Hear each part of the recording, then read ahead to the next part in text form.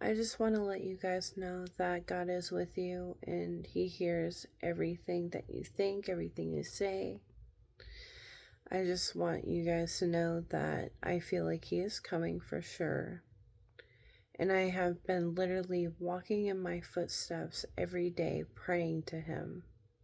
Not only did He clear up the clouds in Kenai, Alaska, to literally show me the moon when it was all cloudy and I couldn't see it, and I was looking all day and then asked God, can you show me the moon?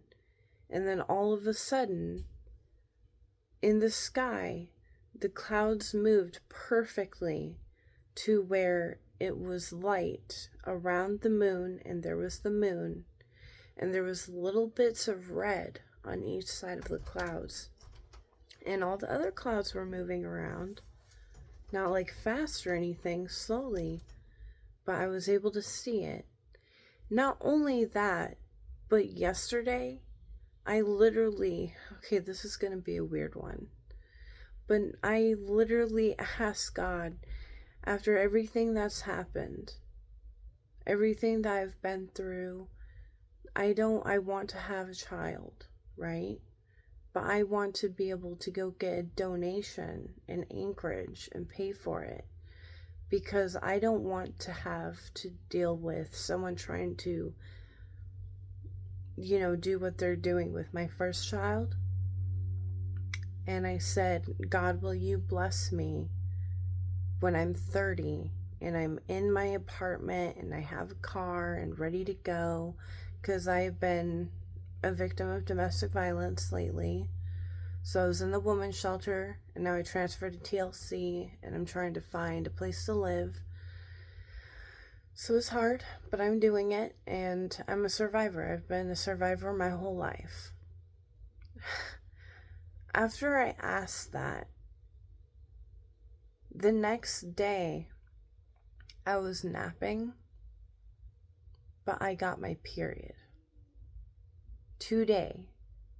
I got my period today after asking God yesterday if He would bless me to have a child when I'm ready.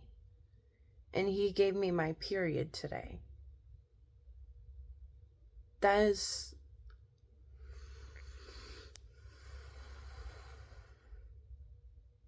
Explain that. He is coming.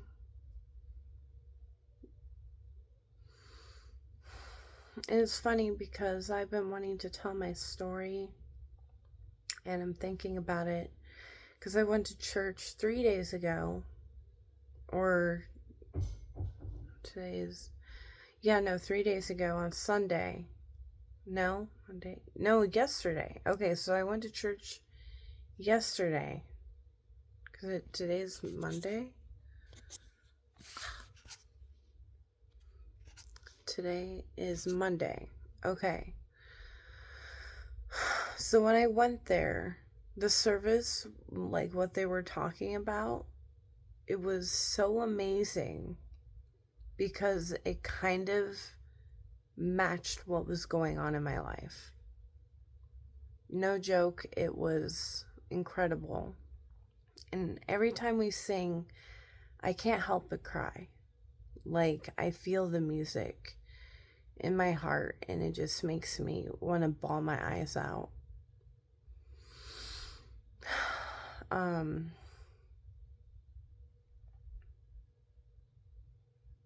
And then he talked about doing baptism, and so I left, and I felt weird for leaving because I felt like I didn't do something. So as I was walking back to TLC, the wind was blowing the other direction, right? It was blowing back towards the churchway. And I had a thought in my head, I should go and speak with him, because he's the priest, the person that was talking in front of the church was also shaking hands while they were walking out of the church at the end. So I went back to the church and I asked about baptism. And I'm starting to read Matthew in the Bible, a part of the Bible that I have been seeking for while I'm listening to Spotify read me everything. Like, I'm very close to God, but I haven't actually read the Bible myself. And it's an easier way to have it read to me, but also I'm starting with the new version of the Bible. It's a lot easier as well. So I'm actually having a lot of fun reading it in the book, and I'm on the Matthew part because I'm studying to be baptized. And I love that section. Like, I'm absolutely loving it. It's everything I really wanted to get to in the Bible. But I also want to praise the sin part in the Bible, where it tells you all of the sins, like more of the kind of in the beginning of it, like in the Older Testament, because he says things, and yes, you hear other people tell you, but like when you hear it from the horse's mouth and you hear it coming from the Bible, it just hits different. So it literally just like, there was times where I just laid there and I was just like, oh my gosh, why did I do that? You know, like a crazy person. Sorry. But really. And then there was times, and then got me to ask God for forgiveness and go through all of those things that I'm trying, that I'm did put it in the past. But it's amazing to actually hear it, and I'm just having fun with the Bible, I guess. But he is real, and it's never too late to turn around. Honestly, it's about that time. The rivers are turning red. Now there's 3 red cows, and they're about to make the 3rd temple in Israel. So I think people need to actually start reevaluating and start redemption and cleansing themselves and allowing themselves to love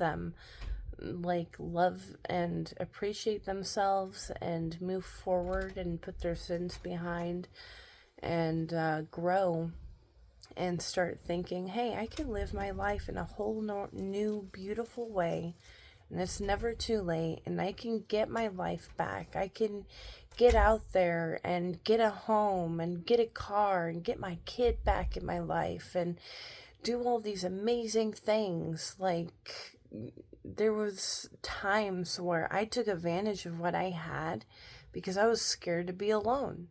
That's one thing that I was scared of, because when I had my child, the baby daddy only stayed for a year, and then he just totally split for something I'm not going to go there, but he split for something that he wanted to do. And I've had him this whole time by myself pretty much until I got into this relationship that just put me into, like, I feel like I needed to go through this in order to grow up and learn, even though it was really scary and hard to do. I felt like it was a part of my story, and it really helped me. Sorry.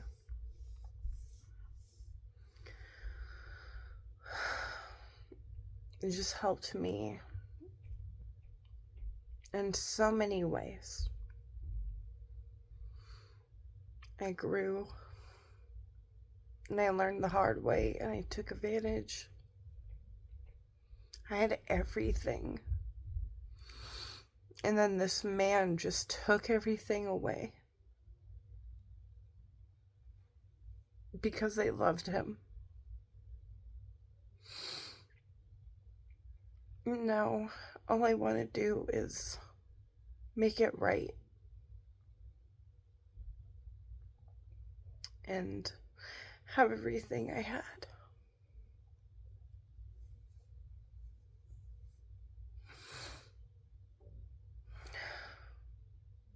not the same person as I was when I was 24.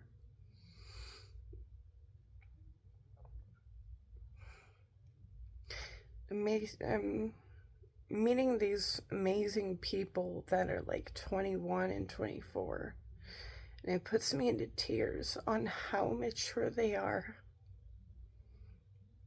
Like, I cried in front of them and told them how proud I was, because I wish I was at that point at their age. And I also met scary people, and I just went through all these obstacles in my life.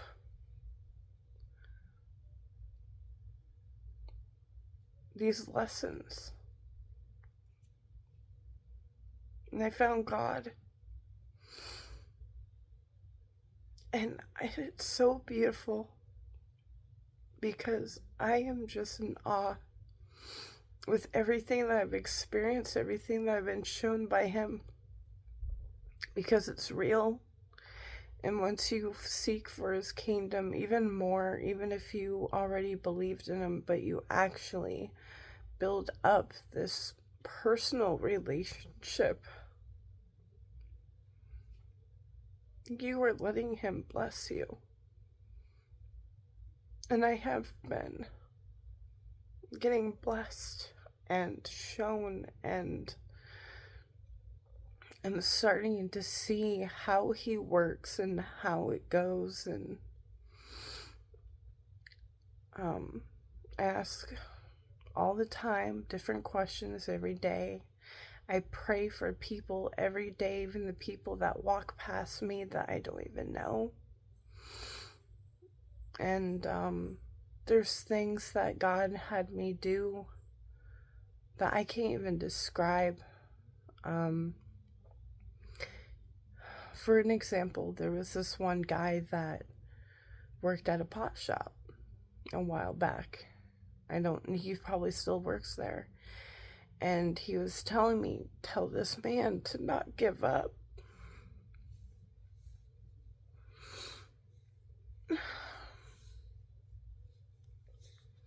Because even I had sudden hints that he wasn't okay, but there was something inside of me telling me, tell him not to give up. So one day, I wasn't smoking anymore, or maybe I was, but I haven't smoked in a long time. But I went there, and he was smoking outside, just a cigarette. And I went around after we were done, and I forgot my ID, but I forgot my ID after I realized that I left it. But this man, I went up to him and I said, I have a message for you. And he looked concerned, and it sounded like he was expecting something completely different, like an enemy told me to send him a message or something. And he was like, okay, what's the message? And I was like, no, this isn't human. I'm being told this.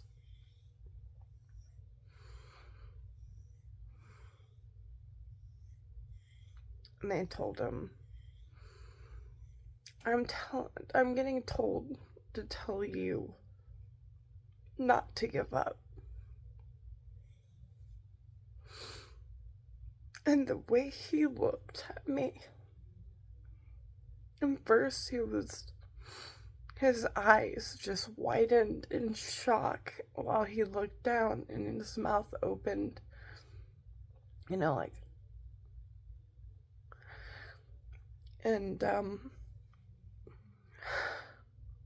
he looked up at me and he smiled so big.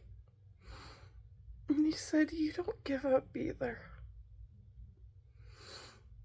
And I said, thank you. And I walked away. And then there was one time where I was talking to a police officer about my story a little bit. And I said I was disgusted with things that happened and the sins I have witnessed. And he asked me how I felt about it. Like, I said sins, and he glowed up. Like, he was crouching while he was sitting down in the chair, and then his shoulders just kind of lightened up, and he looked up at me, and he said, "How do you feel about that?" And I said, "I feel disgusted, and I feel shame, and I don't want to ever experience that myself or hear about my family doing it ever again, because it was a family sin, apparently, that I learned."